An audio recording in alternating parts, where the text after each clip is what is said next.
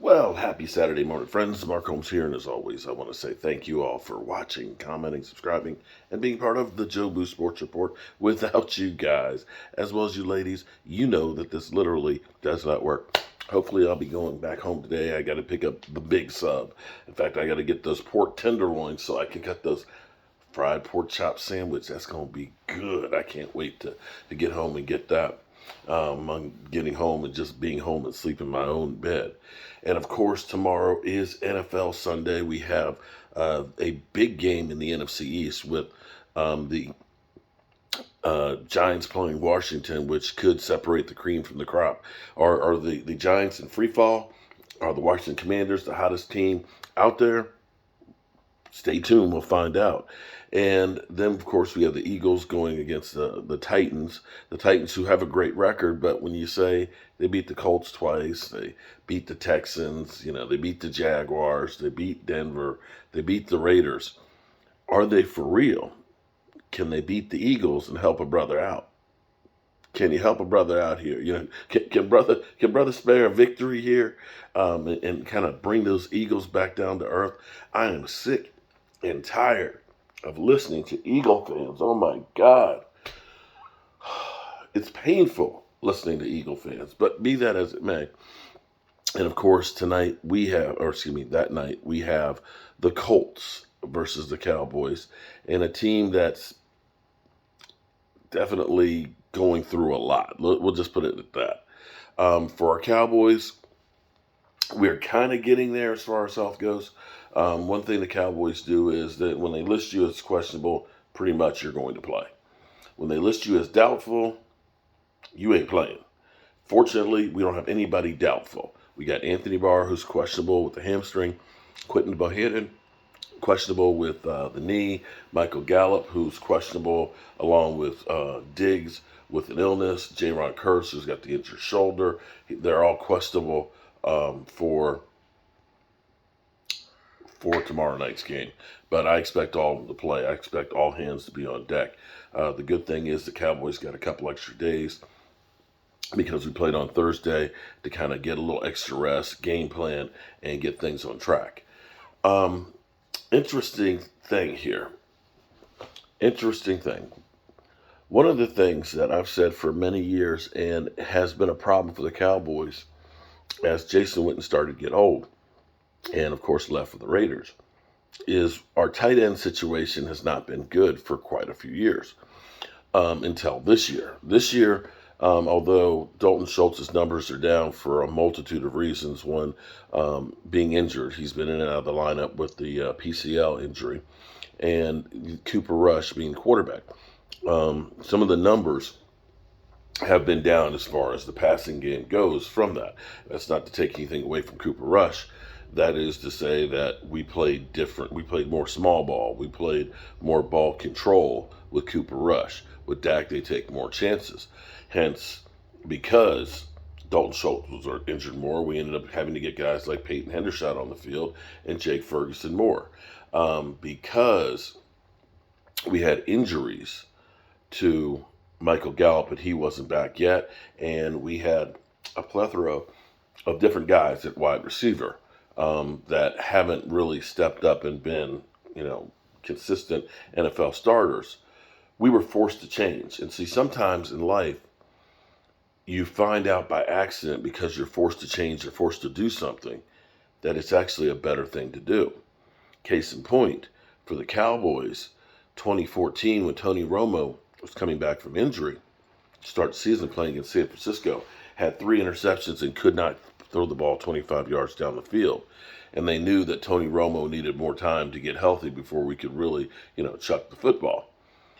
And so they relied on DeMarco Murray, in which case he had an 1,800-yard season. Lo and behold, Tony Romo threw for 1,200 yards less than he had 2 years before, but he had more touchdown passes. And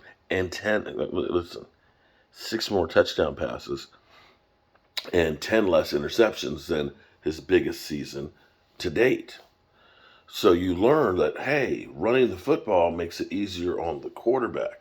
He's not having to throw as many passes, but he's more effective. They learned that, and that was basically the formula going forward, which worked well for the Cowboys. Then we got into Air Dak, where we just had, we looked at it and said, you got Michael Gallup and CeeDee Lamb and Amari Cooper. We're going to throw the football all over the place. Well, problem with that is you live by the sword, you die by the sword, and that was getting back to the problems we had with Tony Romo.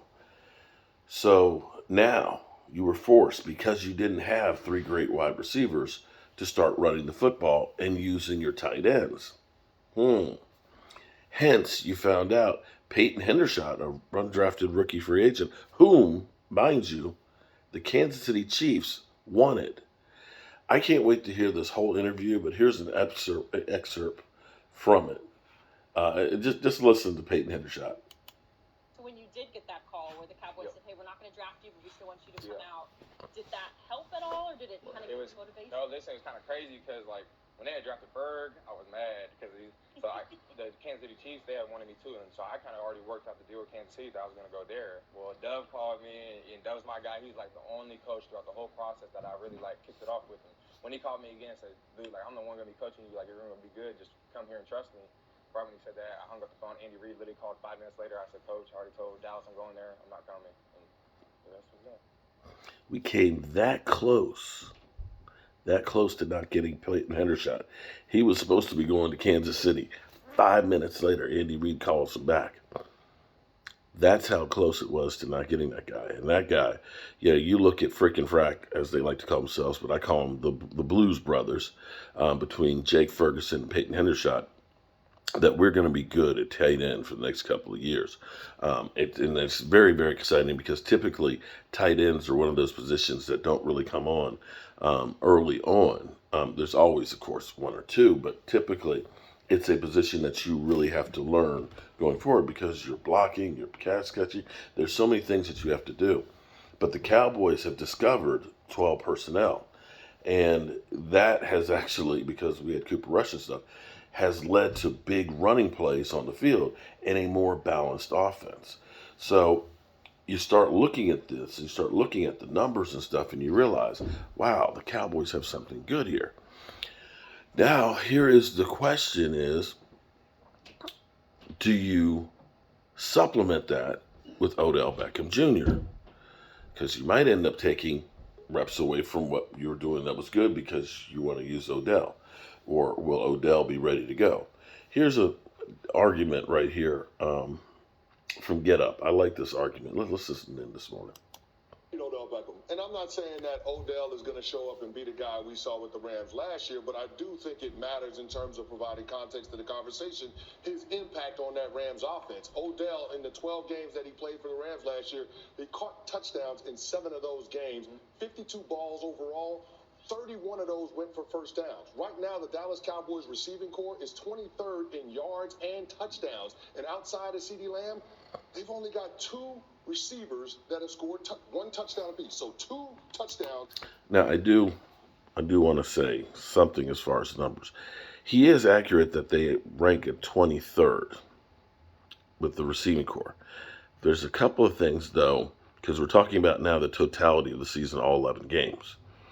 When you start thinking about what the Cowboys have done in the last 5, the trending, when you think that Michael Gallup didn't play, the first 4 games of the season and has been slowly getting stronger as the season's gone on, yes, that is true, the number that he's got at 23rd. But if you actually go through, and there's a couple different sites where you can look at the trend of the last 3 games and stuff, you can see that the Cowboys are trending up on the passing statistics. But let's go on. From the rest of the receiving corps, they need Odell Beckham Jr. If for no other reason, have another option that can beat tight man coverage other than number 88. And that's why I think they have to have more urgency in trying to get this guy signed, get him in the building, get him acclimated to the offense and his teammates, so he can make some type of impact as they move through December and on into the second season. Look, I think he would make them better. And the fact or fiction thing was like, hey, does that make them the favorite? Look, right. I don't think it makes them the favorite. I think some of the reasons that the receiver numbers are down, they were playing with Cooper Rush earlier in the year. The style of their offense was a little bit different. But, Chris, I agree with you that he helps them. The more players you have that can win matchups, the better you typically can be as an offense. I'm just saying, like, if we're going to say that the Eagles are the team that is the favorite, let's just pretend that's what, the argument is. Look, Odell Beckham Jr. doesn't help them stop Jalen Hurts. Like, to me, that is the bigger thing. That's why I don't think it makes them necessarily the favorite, but I do think it helps them. Anytime you add talented players, it probably is a good thing for your football team. There's no doubt he's a talented player, but the reason we're having this conversation right now is because he suffered a significant knee injury in the Super Bowl 9 months ago, right? So he's still on the open market as a free agent. December starts tomorrow. No one has signed him yet. What are your sources telling you about his status medically and in terms of his likelihood to sign? Yeah, so teams I'm talking to believe that the Cowboys will eventually get this done. I'm told the Cowboys do have urgency on the situation because they know the competition will be fierce. Bills are involved. New York Giants are involved. Chiefs considered sort of a sleeper in this thing. But I've told the Cowboys want to get him in the building in part because of that knee injury. They want to see where he's at physically and just be able to sit down and talk with him. I don't expect him to necessarily work out for them, but this is a 30-year-old with 2 ACLs on the same knee.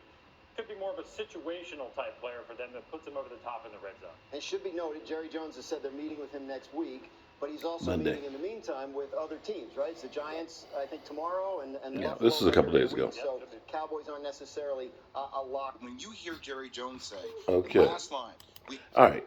So let me go back to my original point there. So if you go through right now on passing yards, and see this is significant because you have to look at trends. You look at this because this sounds terrible. Because I could come through and say, you know what, the Dallas Cowboys passing offense is terrible. They are 20th at 214 yards per game. Denver is ranked higher than the Dallas Cowboys in passing yards a game at 214.8 yards a game. You say, wait a minute. You could go through, and this is what's crazy. You can go through and say, well, damn, Indianapolis is better. Arizona is better. Cleveland is better. Green Bay is better. Jacksonville is better. The Cowboys, Dak Prescott, and the Dallas Cowboys, their offensive passing game stinks. Hold on. Now understand, that's for the whole season. Now, let's do something a little different here. Let's go to the last 3 games. The last 3 games. Dak has been there for 5.